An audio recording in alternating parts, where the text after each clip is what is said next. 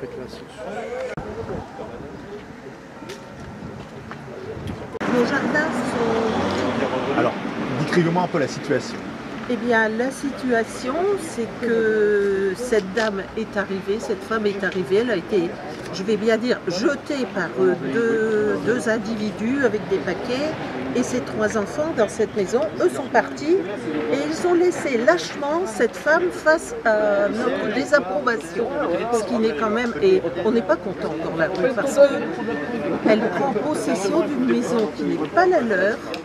Et on est impuissant, on ne peut rien faire, la loi est assise, la gendarmerie n'arrête pas de nous le répéter, mais si moi je vais m'installer chez vous, monsieur, vous ne serez pas content.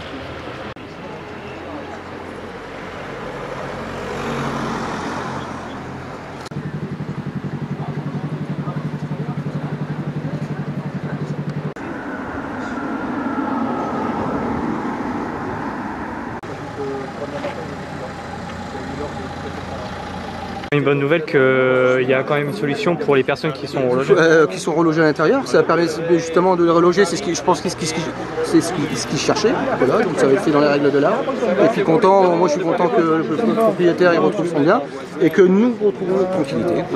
Pour l'instant là c'est co-conditionnel, donc pour l'instant il y a des procédures à suivre. Oui, il y a la procédure, tout ça, donc, mais ça va se décanter. Donc c'est plutôt une bonne nouvelle pour les habitants d'Aubigny-au-Bac, voilà. On retrouve un peu son calme. Et... Voilà, tout à fait. Et puis leur trouver une solution tous ensemble. D'accord. Voilà. Donc ils auraient trouvé la sous-préfecture a réussi à trouver un logement pour reloger ces personnes-là. Et là, ils vont aller leur parler pour essayer de les reloger, que tout se fasse vite et dans le cadre. Le commandant avait l'air de dire qu'ils ont l'air plutôt ok pour être relogés. Ou ils en ont pas encore parlé. Ils sont pas du secteur apparemment, et ils ont bien conscience qu'ils sont pas spécialement la bienvenue dans le coin, et qu'ils vaut pas mieux non plus trop qu'ils restent longtemps pour eux aussi, parce que les gens sont quand même un peu remontés. Ça c'est dur. Il y a déjà eu une petite altercation avec le voisin d'en face pour 3 fois rien, donc ils en ont conscience aussi, et je pense que du coup avec ça ils vont accepter. Et au niveau de la solidarité dans le voisinage, je suis épaté. C'est ma mère qui a envoyé un message sur Facebook pour demander de l'aide hier. Et le soir, elle m'envoie un message. Moi, je regardais plus trop Facebook.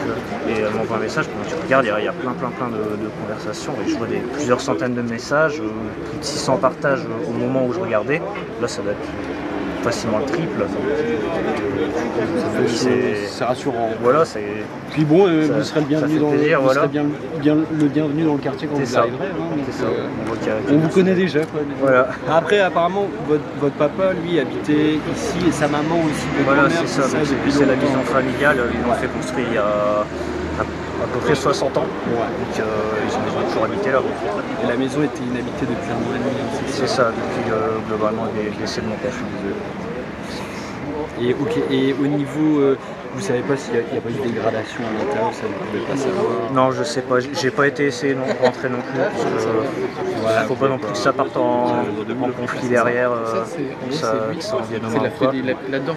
Mais après, de ce qu'on m'a dit, ils ont vu la dame en train de laver, donc potentiellement il y aurait pas grand chose.